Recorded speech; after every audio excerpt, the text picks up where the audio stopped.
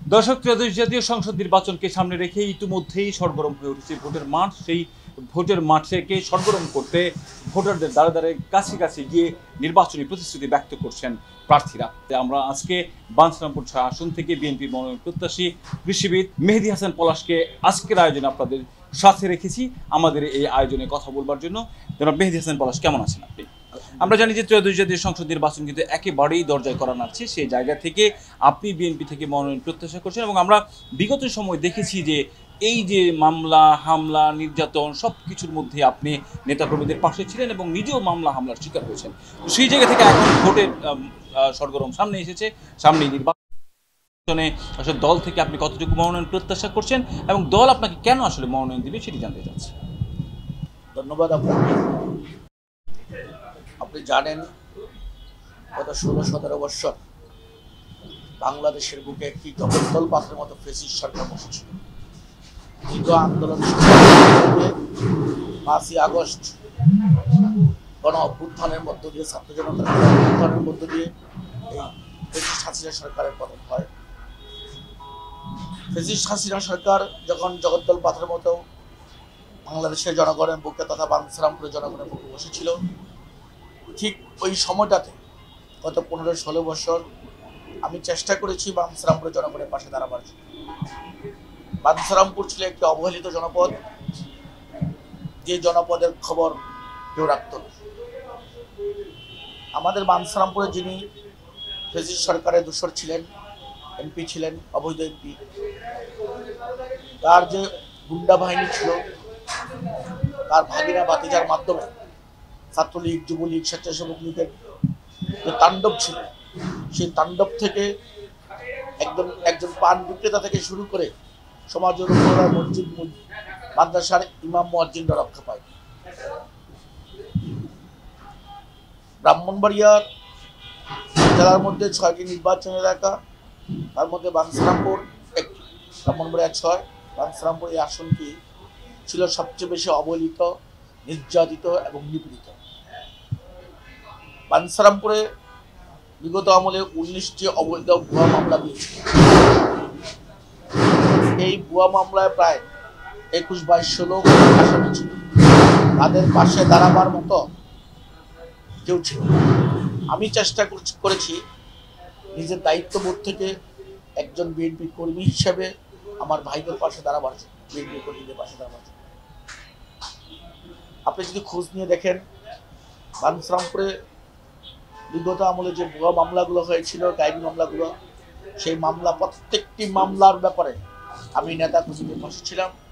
তাদের জেল, জুলুম, নির্যাতন, জামিন থেকে শুরু করে কোর্টে আসা যাওয়া সবকিছু নিজের কাঁধে নিয়ে আমি নেতৃবৃন্দের পাশে ছিলাম এবং নেতৃবৃন্দ সেটা মনে রেখেছে। শুধু মামলা হামলার সময় নয়, দলের পক্ষ থেকে যখন যে কর্মসূচি দিয়েছে, যেই কর্মসূচি হোক না করে, আমরা চেষ্টা করেছি বাঞ্ছারামপুরের মাটিতে এই জগদ্দল পাথরের বিরুদ্ধে, এই অবৈধ ফ্যাসিস্ট হাসিনা সরকারের পেটোয়া বাহিনীর বিরুদ্ধে আমরা রুখে দাঁড়াবো। প্রত্যেকটি কর্মসূচি আমি বাঞ্ছারামপুরের জনগণকে সাথে নিয়ে, বিএনপি নেতা কর্মীদেরকে সাথে নিয়ে সফল করার চেষ্টা করেছি এবং সফল করেছি। ইতিপূর্বে যখন আওয়ামী লীগ ক্ষমতায় ছিল, তার আগে 96 সালে বিএনপি নেতা কর্মীদের বাড়িতে থাকতাম। আমি সেই ধারাবাহিকতা ভেঙে দিয়ে আমরা শপথ করেছিলাম, যাই কিছু হোক আমরা বাঞ্ছারামপুরের মাটিতে থেকে এবং আমার নেতা কর্মীরা সেদিন আমার ডাকে সাড়া দিয়ে সমগ্র বাঞ্ছারামপুরবাসী সেদিন প্রতিবাদে গর্জে উঠেছিল। সেই প্রতিবাদের গর্জের ফলস্বরূপ সমগ্র বাংলাদেশে যে গণ অভ্যুত্থান তৈরি হয়েছিল, ঠিক তেমনইভাবে বাঞ্ছারামপুরে গণ অভ্যুত্থানের জোয়ার সৃষ্টি হয়েছিল এবং গণ অভ্যুত্থানের মধ্য দিয়ে বাঞ্ছারামপুরে ফ্যাসিস্ট সরকারের যে সমস্ত দোসররা তারা পালিয়ে যায় এবং বাঞ্ছারামপুরে এখন শান্তি বিরাজ করছে। আপনি বাংলাদেশের মধ্যে আমি বলতে পারি একমাত্র উপজেলা সমগ্র বাংলাদেশে যেখানে কোনো চাঁদাবাজি হয় 5 তারিখের পরে। আপনি আরেকটু খোঁজ নিয়ে দেখেন, 5 তারিখের পরে সমগ্র বাংলাদেশে অনেক জায়গায় অনেক কিছু হয়েছে। বাঞ্ছারামপুরে প্রশাসনে একটি পাথর পর্যন্ত ছোড়া হয়নি, একটি চুলের পরিমাণ আঘাত পর্যন্ত করা হয়নি। সেটা নিরাপত্তা আমি নিজে এবং আমার ছাত্রদল, যুবদল, স্বেচ্ছাসেবক দল প্রশাসনের পক্ষে দাঁড়িয়ে থানা প্রশাসন, উপজেলা প্রশাসন সহ সমগ্র সরকারি স্তম্ভগুলো আমরা রক্ষা করেছি। সরকারি সম্পদ আমরা লুণ্ঠন করতে দেইনি, ক্ষতিগ্রস্ত করতে দিইনি। এটা ছিল আমাদের প্রতিজ্ঞা। কারণ আমরা দেশের সম্পদ রক্ষার জন্য আন্দোলন সংগ্রাম করেছি, দেশকে ভালোবেসেছি, দেশের মানুষকে শান্তিতে রাখার চেষ্টা করেছি। আমরা চাই বাঞ্ছারামপুরের মানুষ, বাঞ্ছারামপুরের জনপদ শান্তি বিরাজ করে। সেই কারণে আন্দোলন সংগ্রামের মধ্য দিয়ে, যেহেতু আমার জন্ম, আপনারা জানেন কিনা জানি না, আমি একজন ইউনিয়ন ছাত্র দলের সাধারণ সম্পাদক থেকে আমার পথ চলা শুরু, রাজনৈতিক পথ চলা। সেখান থেকে আজকে এই পজিশনে আপনি জানেন আমি কৃষক দলের কেন্দ্রীয় যুগ্ম সম্পাদক ছিলাম। তারপরে আমি বাঞ্ছারামপুর উপজেলা বিএনপির সম্মেলনের মাধ্যমে আমি সভাপতি নির্বাচিত হই। তারপরে আমাদের জেলা বিএনপির যে কমিটি হয়েছে, নবনির্বাচিত কমিটি, সেই কমিটির আমি একজন ভাইস প্রেসিডেন্ট। সেই হিসাবে যেহেতু দলের দুর্দিনে দুঃসময় আমি আন্দোলন সংগ্রামে দলের নেতৃবৃন্দের পাশে ছিলাম, সেই কারণে আমার বিশ্বাস, যেহেতু বিএনপির ভারপ্রাপ্ত চেয়ারম্যান জনাব তারেক রহমান সাহেব বলেছেন আন্দোলন সংগ্রামের সর্বশেষ যে ছেলেটা থাকবে তার মূল্যায়ন করা হবে, সেই ধারাবাহিকতায় ভারপ্রাপ্ত চেয়ারম্যানের সেই কথায় বিশ্বাস রেখে আমি বলতে পারি ভারপ্রাপ্ত চেয়ারম্যান বাঞ্ছারামপুরের জনগণকে নিরাশ করবে না, আমাকে নিরাশ করবে না। জনগণের একটাই দাবি, বাঞ্ছারামপুরে আন্দোলন সংগ্রামের মধ্য দিয়ে যেন যিনি ছিলেন তাকে যেন প্রার্থী করা হয়। সেই হিসাবে আমি বিশ্বাস করি বিএনপির ভারপ্রাপ্ত চেয়ারম্যান জনাব তারেক রহমান এবং বিএনপির স্ট্যান্ডিং কমিটি তথা সিনিয়র নেতৃবৃন্দ দায়িত্ব নিয়েই আমাকে সেখানে মনোনয়ন দিবেন, এবং এক ব্যাপারে আমি আল্লাহর রহমতে, আল্লাহ ভরসা, আমি 100% আশাবাদী। যে নিশ্চয়ই আপনি বলছিলেন যেমনটি ঠিক আসলে আমরা দেখেছি যে সবসময় আপনি ছিলেন বিএনপি নেতাকর্মীদের পাশে ছিলেন, এই স্থানীয় যে মানুষরা ছিলেন তাদের পাশে ছিলেন, ভোটারদের পাশে ছিলেন। এখন যে নির্বাচনে আসলে সব আমরা বিগত সময়ে দেখছি জাতীয় সরকার তাদের পকেট ভারী করার চেষ্টা করছে, দেশের টাকা বিদেশে পাচার করছে। সেই জায়গা থেকে আপনার এলাকায় আসলে উন্নয়নের কোন কোন দেশের সবচেয়ে বড় প্রয়োজন রয়েছে, এবং একেবারে মোটা দাগে আপনি যেহেতু দীর্ঘ সময় যদি নির্বাচিত হন, অনেক কাজ করবার রয়েছে, একেবারে মোটা দাগে কি কি কাজ করবেন এবং আপনার এলাকার আসলে কি কি কাজ করবার রয়েছে জানতে চাচ্ছি। আপনারা জানেন বিগত ফ্যাসিস্ট সরকার মুখে উন্নয়নের বলি আওড়াতেন, কিন্তু বাস্তবে ছিল শূন্য। আমার বাঞ্ছারামপুর আপনি যদি 2500 বিশতন্দি ফেরিঘাট দিয়ে ঢোকেন, ফেরিঘাটের পরে যে রাস্তাটি একটা মাত্র রাস্তা নবীনগর হয়ে যেটা কসবা খাওড়া গিয়ে চলে গেছে, সেই রাস্তাটি গত 15-16 বছরে কোনো উন্নয়ন হয়নি, ভাঙ্গাচোরা, এখনো ভাঙ্গাচোরা। বাঞ্ছারামপুরে যা বরাদ্দ হয়েছিল সকল কিছু লুটপাট করেছে। এখন বাঞ্ছারামপুরকে নতুনভাবে ঢেলে সাজাতে হবে, আমার অবকাঠামোগত উন্নয়ন করতে হবে, রাস্তাঘাট, স্কুল, কলেজ, ঘাটলা, নদী ভাঙ্গন থেকে রোদ সহ সমগ্র কিছুতে আবার নতুন করে একটা দেশ স্বাধীন হলে যেমন ভাঙ্গাচোরা থাকে, ঠিক সেই অবস্থায় ফ্যাসিস্ট সরকারের দূষররা বাঞ্ছারামপুরকে একদম নাজুক পরিস্থিতি রেখে গেছে। বাঞ্ছারামপুর সকল উন্নয়ন অবকাঠামো আবার নতুন করে শুরু করতে হবে, সকল রাস্তাঘাট নির্মাণ করতে হবে, স্কুল, কলেজ, মসজিদ, মাদ্রাসা, কবরস্থান, গির্জা, পেগুড়া সহ সকল কিছুরই উন্নয়ন করতে হবে।